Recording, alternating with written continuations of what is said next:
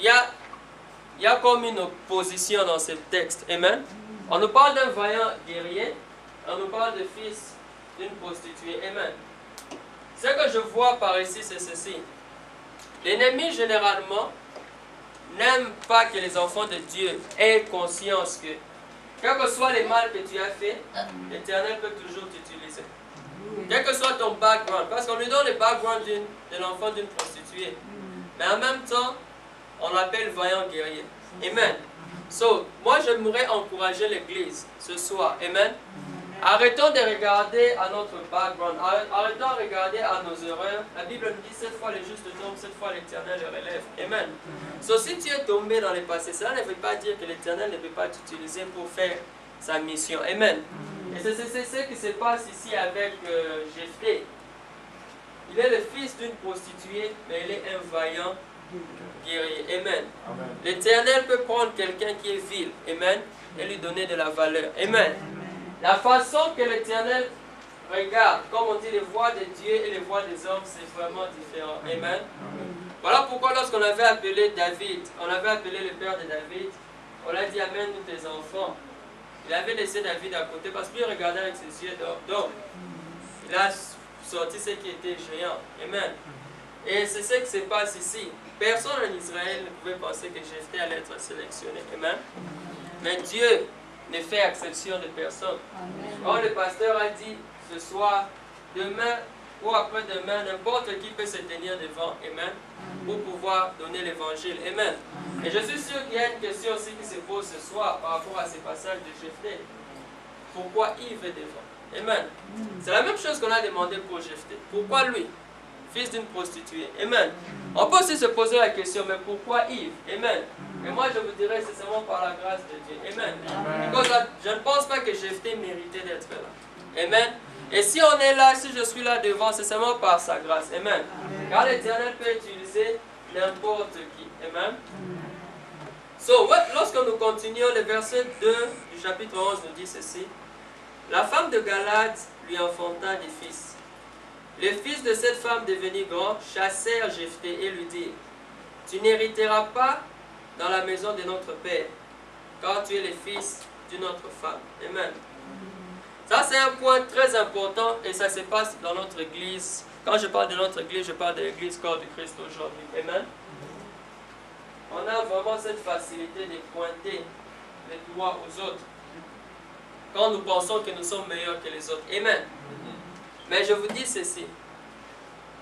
Attention, lorsque nous pointons la main, nous voulons juger les autres. Si l'Éternel regarde dans notre vie, we're going to be in trouble. Amen. Il y a le roi de Babylone.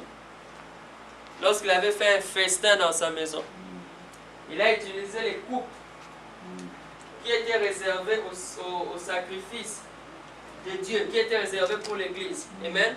Donc il a négligé les choses de Dieu. Qu'est-ce qui s'est passé? L'Éternel lui a dit ceci. Je t'ai baisé, j'ai vu que tu étais léger. Amen. Voilà nous qui jugeons, voilà nous qui pointons le doigt à d'autres personnes. Si l'Éternel vient nous baiser, qu'est-ce qu'il va voir? Amen. Voilà pourquoi nous devons être prudents. Et malheureusement, ça se passe dans l'église corps de Christ aujourd'hui. Amen.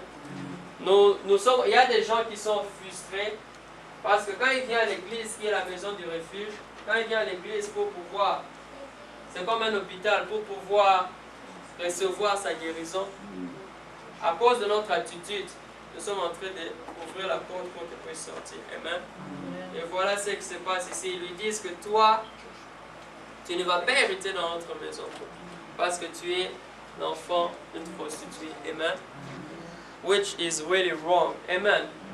Nous devons, dans l'église, nous devons apprendre à pouvoir nous couvrir. Amen. Quand je dis couvrir, ce n'est pas couvrir les fautes des autres, non. Amen. Être border keeper. Amen. Prier les uns pour les autres. Amen. Aaron nous avait parlé quelque temps du rejet. Amen. Je ne sais pas si vous vous rappelez de cette prédication. Et ici, vous allez voir que Jephthé a souffert du rejet. Parce qu'il a été rejeté. Et quand tu es rejeté, tu vas faire des choses que tu peux regretter après. Amen. So, j'aimerais insister pour le peuple de Dieu pour dire ceci. Ne quitte pas l'église parce que quelqu'un t'a mal parlé. Amen. Amen. Le rejet n'est pas une occasion légitime pour commettre l'erreur. Amen. Je vais simplifier ça. Je vais dire ceci. Je donne un enfant qui est abandonné. Amen. S'il vole, il commet un péché, il ne commet pas un péché. C'est un péché, right? So, le fait d'être abandonné, ça ne te donne pas le droit de pouvoir commettre l'erreur. Amen. So, c'est ce que nous, les enfants de Dieu, l'erreur que nous commettons le plus à l'église. Amen. Vous allez voir pourquoi je parle de cela. Parce que Jephthé va commettre de grandes erreurs juste à cause de son rejet. Amen. So, j'aimerais encourager le peuple de Dieu. Toi qui es en train de laisser un homme ou une femme avoir le contrôle sur tes actions, sur tes émotions, it's a big mistake. Amen. Pourquoi? Les jours où tu meurs, il n'y a aucun de ces personnes qui va se présenter devant toi. Ça sera toi et ton Dieu. Amen. Voilà pourquoi ça ne sert à rien d'avoir les éloges des hommes si l'Éternel te rejette. Amen. Ce qui compte, c'est qu'est-ce que l'Éternel pense de moi. Amen. Amen. Maintenant, regardez un peu cet homme, Jephthé. Il est troublé à cause du rejet dans lequel il est victime. Amen. Ça le conduit à prendre de mauvaises décisions. Nous devons grandir dans notre marche avec Dieu. Amen. Je vous assure, dès qu'on a accepté Christ, c'est une marche où il y a beaucoup des attaques de l'ennemi. Amen. Mais si on ne tient pas ferme, si on observe ce que les gens font et on laisse cela influencer nos décisions, nous ne serons pas en mesure de pouvoir avancer dans notre marche avec Dieu. Amen. Pourquoi je parle de cela? C'est à cause du verset 3. Le verset 3 qui dit « Et Jephthé prit la fuite loin de ses frères et habita dans les pays de Tob. Les hommes de rien se rassemblèrent auprès de Jephthé, ils faisaient campagne avec lui. » Amen. Ce verset ici, c'est la clé de cette histoire. Amen. Amen. Il est rejeté. Il fuit la maison. Ici, on peut prendre quelqu'un qui fuit l'église. Amen. Il s'attache à qui? Aux gens de rien. Voilà pourquoi quand j'ai commencé ce message, j'ai dit, le titre de mon message c'est « Quelle est ta source ?» Amen. Parce que là, nous sommes en train de voir déjà la source de Jephthé. Amen.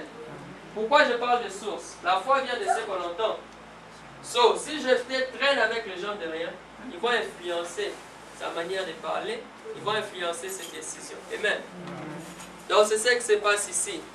Jephthé se retrouve, il est en train de s'enfuir à cause de la réjection et il se retrouve avec des gens de rien. Amen. Maintenant, voyons voir un peu les décisions qui vont sortir de Jephthé à cause de sa ceinture. Amen. Généralement, quand je parle de la foi, vient de ce qu'on entend. Je pense à la musique, par exemple. Amen. Pour ceux qui ne savent pas, le diable était au ciel. Amen. Et on l'appelait l'ange, un astre brillant, un ange de lumière. Amen. So, au ciel, là où il était là-bas, il s'occupait de la musique. Amen. Merci. Et il a été précipité. Cela veut dire qu'il a été précipité avec ses dons. Amen. Puisqu'il a été précipité avec ses dons, moi je crois qu'il agit puissamment dans la musique mondaine aujourd'hui. Amen. Voilà pourquoi nous les enfants de Dieu, nous devons être très prudents. Amen. Là où nous plaçons notre oreille. Amen. Parce que si tu places ton oreille n'importe où, le diable aussi viendra te parler. Amen. C'est le diable qui est venu dire à Jésus, tu as faim, tu peux transformer cette pierre en pain. Amen. Le diable aussi peut venir susurrer à ton oreille. That's why nous devons être prudents. Nous devons être prudents. Où est-ce que nous plaçons notre oreille? Voilà pourquoi j'ai dit, où est ta source? Amen. En qui tu te confies? Amen. Qu'est-ce que tu regardes? Voilà pourquoi le plus nous passons du temps dans sa présence, le plus, amen, tu n'auras même pas besoin d'autre chose. Amen. Amen. Amen. Parce que quand tu passes beaucoup de temps dans d'autres choses, c'est comme si l'Éternel ne te suffit pas. Or, notre Dieu nous a dit, il est un Dieu qui est très jaloux. Amen. Et le peuple de Dieu, aujourd'hui, malheureusement, s'est compromis. Amen. Le peuple de Dieu, aujourd'hui, place son oreille n'importe où. Voilà pourquoi l'évangile est plus puissant dans la vie des enfants de Dieu. Amen. So, Jephthé s'en va avec les gens de rien. Et on va voir ce que ces gens vont, quel impact ces gens vont avoir dans sa vie. Nous allons aller au verset 29.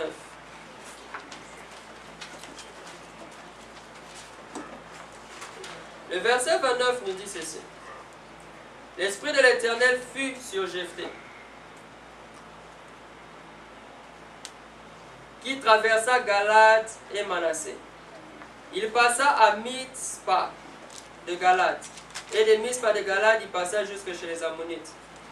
Jephthé fit un vœu à l'Éternel et dit, si tu livres totalement entre mes mains les Ammonites, quiconque sortira des portes de ma maison à ma rencontre, à mon heureux retour, de chez les Ammonites sera consacré à l'Éternel et je l'offrirai en holocauste. Amen.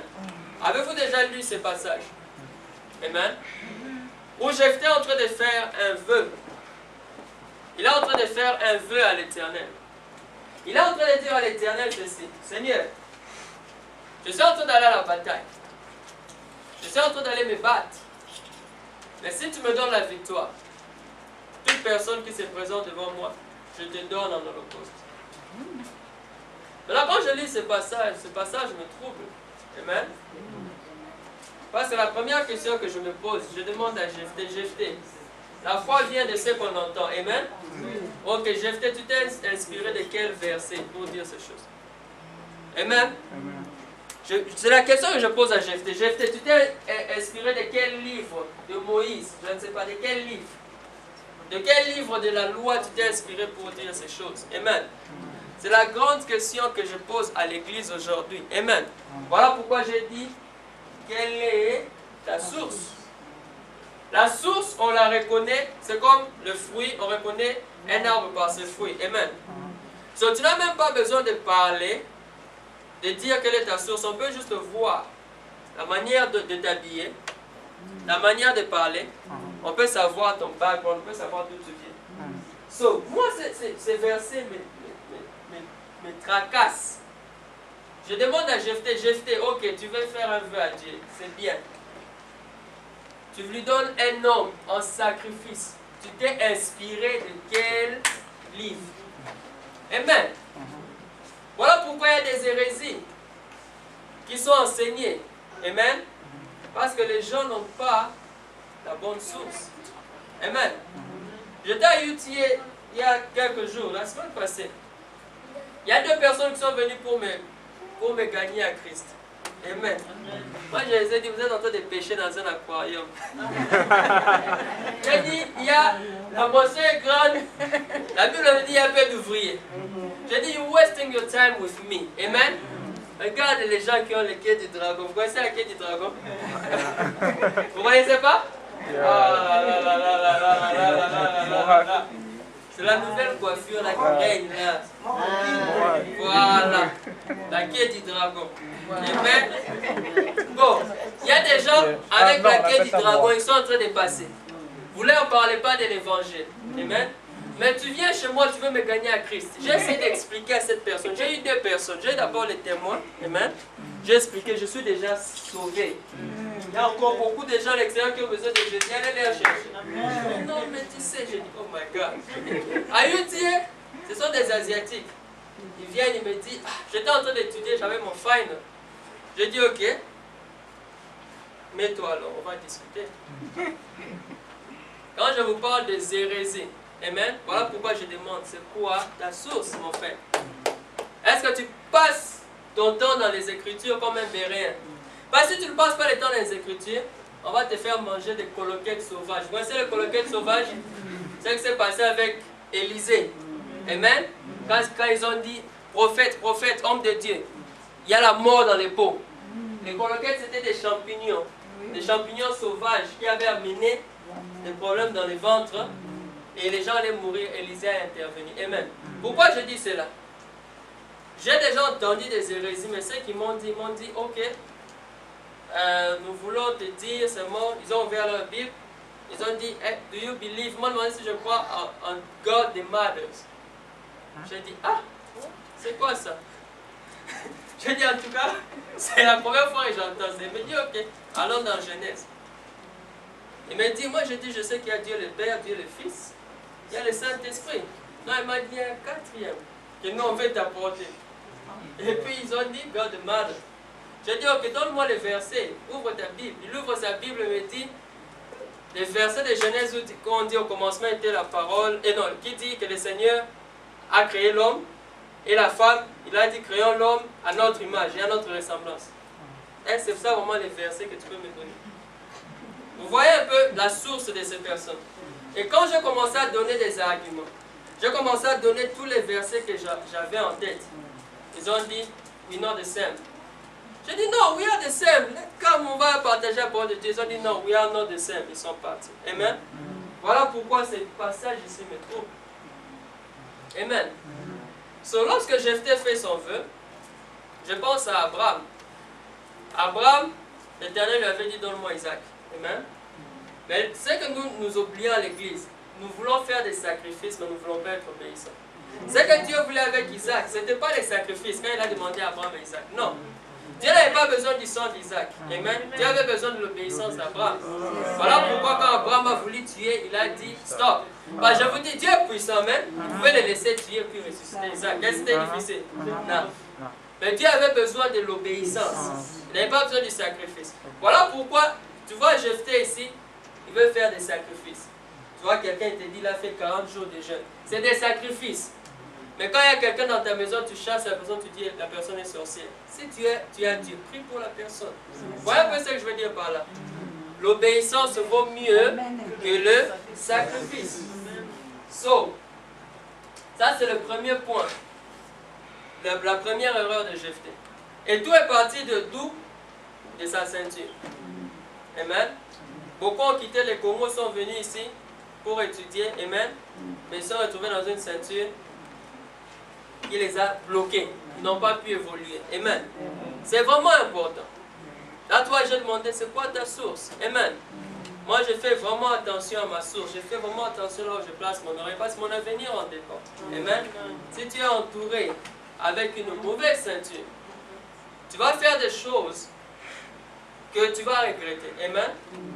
So, ça, c'est le premier point sur l'obéissance. Maintenant, par rapport à ce même passage, le deuxième point, c'est sur l'offrande. Amen. Jephthé voulait donner à Dieu quelque chose qui ne lui coûte rien. Je vais vous prouver cela. Amen. Il dit, la première personne qui viendra de ma maison, je te le donne. Je vous ai lu ici qu'on l'a chassé. Vous vous rappelez? Oui. On l'a chassé de la maison. Oui. Ce qui veut dire que lui, avec les gens de cette maison, en tout cas, I don't think ils étaient en agreement. Amen. So, ça allait être facile pour lui de donner à Dieu ces gens-là qui l'ont chassé. Amen. Voilà l'erreur que nous commettons à l'église. Amen. Nous venons à Dieu et nous essayons de lui donner des choses qui ne nous coûtent rien. Au lieu de donner à Dieu ce qui ne nous coûte rien, c'est mieux encore de ne pas donner. Amen. Ok, c'est les gestes qui comptent, oui. Mais si tu peux faire mieux et que tu donnes des miettes, il vaut mieux ne pas donner les miettes parce que tu t'attires de problèmes pour rien. Amen. Si tu n'as pas, je comprends. Il y a une femme qui avait donné juste une pièce. L'Éternel a dit c'est elle qui a donné plus que tout le monde. Amen. Si tu n'as pas, 5 $ peut être 10 000 $ pour quelqu'un. Je ne sais pas si vous comprenez ce que je veux dire. Quand c'est tout ce que tu as, tu donnes à Dieu. Quelqu'un peut avoir des millions, il donne 10 000 $. Toi, tu donnes 5 $, tu as donné plus que lui. Je ne sais pas si vous comprenez ce que je veux dire.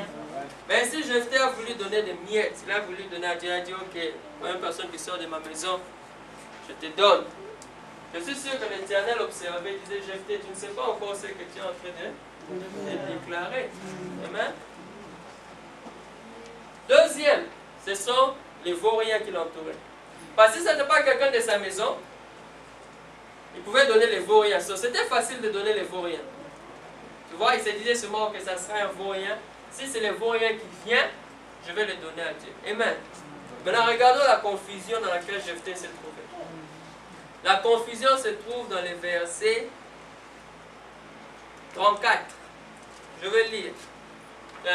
Juge 11, 34. Jephthé revint de sa maison à Mispa.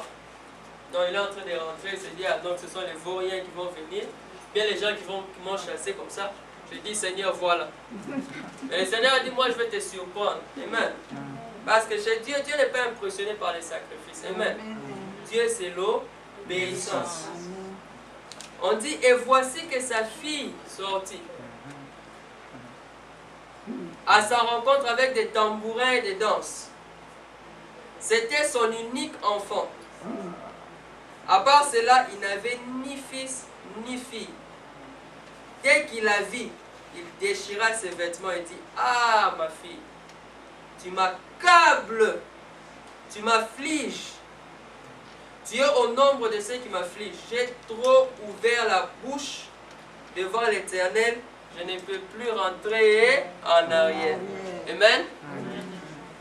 Est-ce que tu peux donner à Dieu quelque chose et dire qu'on est en train de me poignarder? Parce qu'il dit à sa fille, tu